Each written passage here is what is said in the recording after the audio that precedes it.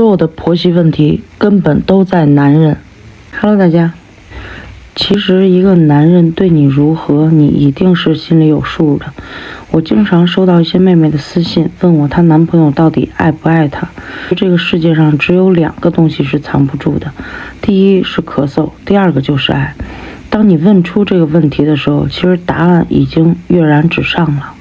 我这几天有了深刻的体会，我们过年不是回我婆婆家了吗？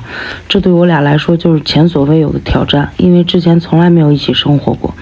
然后我想吃酸菜炖排骨了，我老公就跟我婆婆说他想吃酸菜炖排骨了。我想出门溜达，我老公就跟我婆婆说他想出门溜达。我不想串亲戚，我老公就跟我婆婆说他不想串亲戚。我只要一抱孩子，我老公就会立刻把孩子抱过去，然后说你不要抱，你腰疼。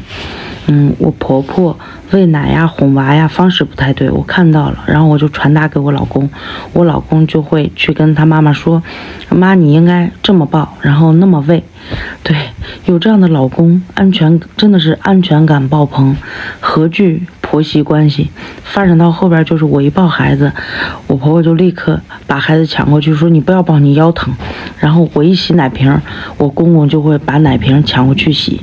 所以如果你的公公婆婆还有你老公的兄弟对你非常的尊重，那么大概率是因为你老公对你非常的好，非常的尊重，他就是挡在你前面的墙，风吹雨打他扛着，你自然就是站在墙后享受岁月静好。反之同理，如果他的母亲总是含沙射影的针对你，看到你干重活就当没看见，那么100%是因为你的男人没有护着你。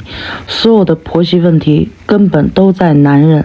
爱这种东西可能在某种情境下是可以表演的，但是当他遇到一些前所未有的挑战，就比如你俩平常从来没经历过的事儿，就会触发某种机关，爱的面具会在瞬间被扯下，爱与不爱一目了然。